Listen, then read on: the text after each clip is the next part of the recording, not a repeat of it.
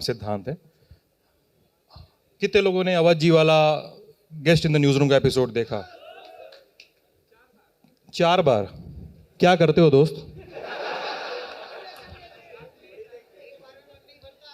अच्छा, ठीक है। तो guest in the news room में हम लोगों ने बहुत सारी बातें की हैं, उन बातों पे भी बातचीत करेंगे। आप लोगों के सवाल होंगे, मेरे भी कुछ सवाल होंगे, थोड़ा सा डेवलपमेंट भी है। जैसे सवाल ये भी होंगे कि लादेन के बारे में क्या बातचीत होती है। कैसे हैं सर? बहुत अच्छा सर थोड़ा शुरुआत से बताइए अपने बारे में, कैसे पढ़ाई, मतलब मैं दोबारा सुनूंगा इसको। न्यूज़ रूम वाले एपिसोड में मैंने सुना था सामने से शायद। नहीं, मैं एक बहुत ही सीधा सज्जन स्टूडेंट रहा। मेरे पिताजी पोस्ट मास्टर थे पोस्ट ऑफिस में। तो हमारा गोंडा डिस्ट्रिक्ट है, वहाँ पे पोस्ट ऑफिस कॉलोनी, तो हम उस पोस्ट ऑफिस कॉलोनी में रहते थे। और हमारे देश में, खासकर हमारे प्रदेश में, ये बात बहुत मायने रखती है कि आप किसके घर से हैं। कुछ चीज़ें मैंने अपनी जीवन में गौर की, उसमें से ये भी थी कि आपके टीचर भी इसका बड़ा वो रखते थे कि आपके पापा क्या करते हैं।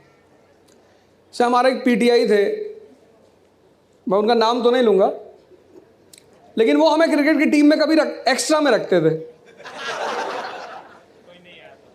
एक्स्ट्रा में तो मैं उनसे कहता था, सर कहीं तो खिलवा दो। अरे बैठो चुपचाप, तुम्हारे बाप कभी बॉल पकड़े? उस आदमी ने जिस दिन ये कहा ना कि तुम्हारे बाप कभी बॉल बैट पकड़े, हमने कहा बैट वैट तो ना पकड़े मास्टर,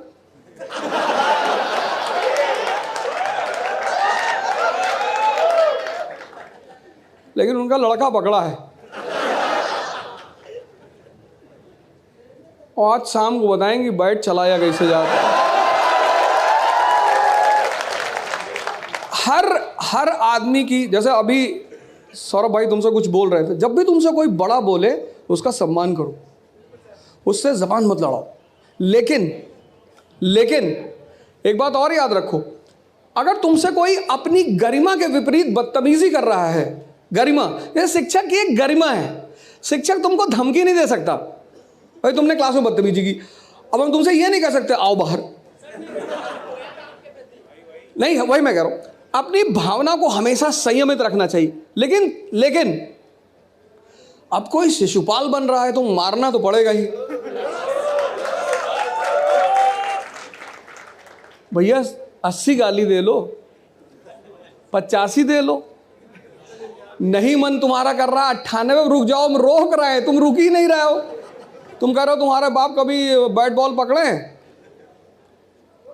तो हमारे एक दोस्त हैं, तो उन्होंने कहा कि हमने कहा यार ये मास्टरवा बहुत परेशान किए हैं। और मैच कानपुर में था। मजेदार बात ये थी, जिसको सौरभ ब्रह्मांड का केंद्र मानते हैं। सौरभ भाई उसको ब्रह्मांड का केंद्र।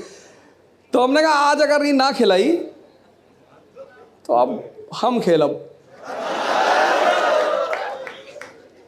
तो कहीं मास्टर एक काम करो भाई, हम कहीं ने कहा यूरिया का बोरा उड़ा है दो, और 3-4 बैट।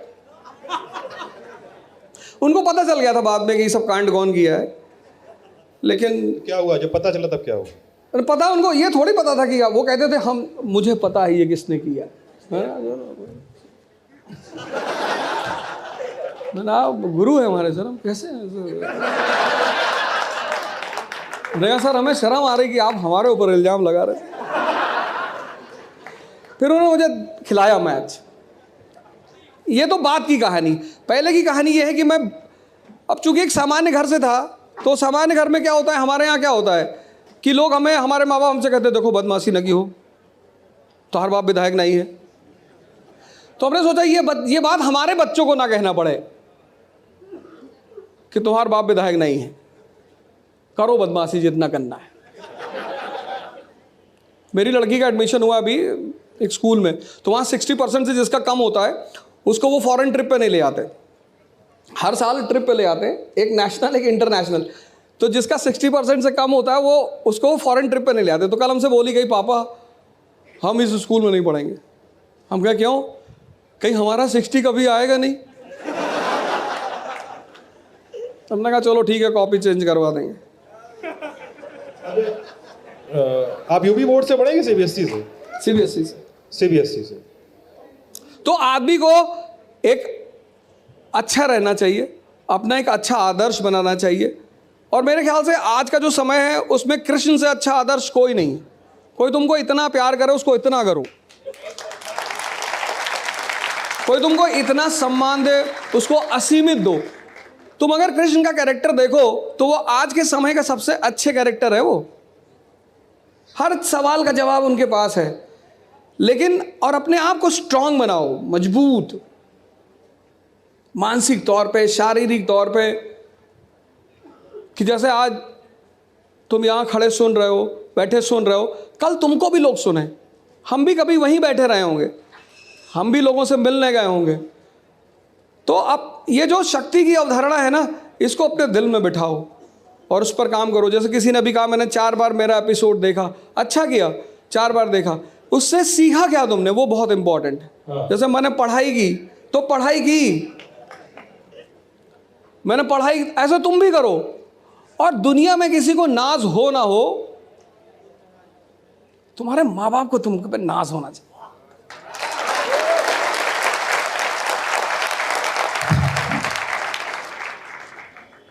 मतलब मैं समझता था कि इतना स्वच्छंद होना यूपी बोर्ड में ही होता है, लेकिन आपने सीबीएसई वालों के लिए मेरी जो अवधारणा थी उसको तोड़ा है।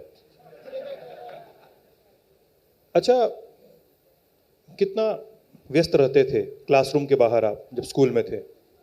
मतलब दोस्तों के साथ अड़ी पे, यार लौंडे बुलाने पड़ेंगे, उस वाले मोड में कितना रहे आप? नहीं, मेरी अटेंडेंस 39% थी सिर्फ। तो मेरा फादर प्रिंसिपल थे, मिस्टर गोबियस, अब तो वो रहे नहीं। क्लास 12th में तो वो आए क्लास में, बोले मिस्टर ओझा गेट अप। हाँ जी सर।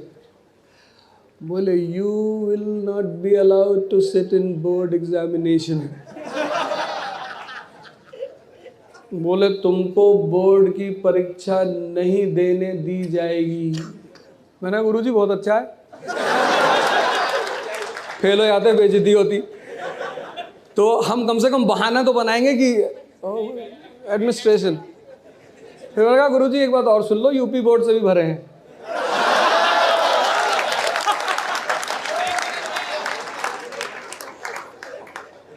तो उन्होंने मुझसे कहा कि कुछ नहीं कर पाओगे जिंदगी में। मैंने कहा सर ये आप थोड़ी डिसाइड करोगे, ये तो वो करेगा। अगर स्कूल सब कुछ डिसाइड करता तो लालू जी, मुलायम सिंह यादव जी, नरेंद्र मोदी जी पता नहीं किस स्कूल से पढ़े हैं, देश के सर्वोच्चतम सत्ता में है, ये तो कोई और ही डिसाइड करेगा ना। खैर बाय द वे 39% से आप अंदाजा लगा सकते हो कि मैं कितना स्कूल रहता रहूंगा। लेकिन एक घटना और घटी, अटेंडेंस रजिस्टर ही गायब हो गया। उसका भी पता नहीं चल पाया वो किसने किया। हाँ, उसका पता नहीं चल पाया। मैंने बहुत बाद में जाके गिफ्ट किया उनको, क्योंकि उनको पता नहीं था। लेकिन एक बात याद रखो, जिससे भी सीखो उससे उसकी पॉजिटिव बातें सीखो। ये मैं इसलिए तुम्हें सुनाता हूँ कि तुम लोगों में से बहुत लोग मेरे पास आते हो, कहते हो हमने कभी पढ़ाई नहीं की। अच्छा किया, अब समय है पढ़ने का ना। हर चीज समय पे करनी चाहिए। नर्सरी में टॉप करके क्या बिगाड़ लेते लाइफ में, अब टॉप करो ना आईएएस में। अब सही समय है तुम्हें टॉप करने का, अब सही समय है तुम्हें रैंक लाने का। ये मेरी बात सुनो, अगर तुम नर्सरी में नहीं टॉप किए कोई बात नहीं, क्या मिलता? नर्सरी में टॉप कर लेते क्या मिलता? एक पेन बॉक्स मिलता। स्कूल वाले यही तो देते थे, पेंसिल का एक बॉक्स देते थे। बड़ा फीलिंग होता था नोबेल प्राइज जैसी कोई चीज मिल रही। अब लाओ ना फर्स्ट रैंक। अब सही समय है फर्स्ट रैंक लाने का, अब सही समय है टॉप करने का। इस समय को इस्तेमाल करो, अपनी यूथ को इस्तेमाल करो। अच्छा अवध सर, ये एक मेरी जिज्ञासा भी थी कि घरों में नंबरों का बड़ा दबाव है। आप नर्सरी में ख़राब नंबर ला रहे हो, कक्षा 4, 5, 6, 7, 8 तक ख़राब नंबर ला रहे हो, और आप एक ब्रांड बन रहे हो। फिर अपने घर में ही आपकी एक ब्रांडिंग हो रही है कि आप एक सफल स्टूडेंट नहीं हो, और आखिर में आपको गल्ले पे बैठना पड़ेगा पापा के, या ठेका उठाना पड़ेगा पीडब्ल्यूडी का अगर इलाके का माफिया उठाने दे तो, या रेलवे का ठेका उठाना पड़ेगा अगर उधर के विधायक इन्वॉल्व ना हो तो। काम अपने मन का जो करना चाह रहे थे, जो तुम बचपन में सपना देखे थे, जो मम्मी पापा से हंस के कहते थे कि डॉक्टर बनेंगे, पायलट बनेंगे, इंजीनियर बनेंगे, एस्ट्रोनॉट बनेंगे, वो ईंट और गिट्टी के भाव में दब जा रहा है। नहीं, मुझे एक उम्र के बाद ही पता चलता है कि जीवन में गोल किसे कहते हैं। नर्सरी में किसी को नहीं पता होता।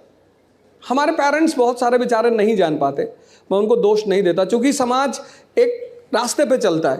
या तुम अपने में देखो, आपस में देखो, अगर तुम्हारे में से किसी का एसएससी में सिलेक्शन हो गया, बैंक में हो गया, तो तुम्हारे माता पिता कितने प्रेशर में आते हैं, देखो तुम्हारे लड़के का हो गया। हमारे समाज का एक ढर्रा है, एक पैटर्न है। हमारे समाज में सरकारी नौकरी की बड़ी इज्जत है। बचपन से हमें बताया जाता है कि भैया आप पढ़ रहे हो क्योंकि आपको नौकरी करना है। अब कौन आदमी क्या बनने को पैदा हुआ है ये तो बाद में अब तुम अपना गोल बना सकते हो। ये राइट टाइम है तुम्हें गोल बनाने का।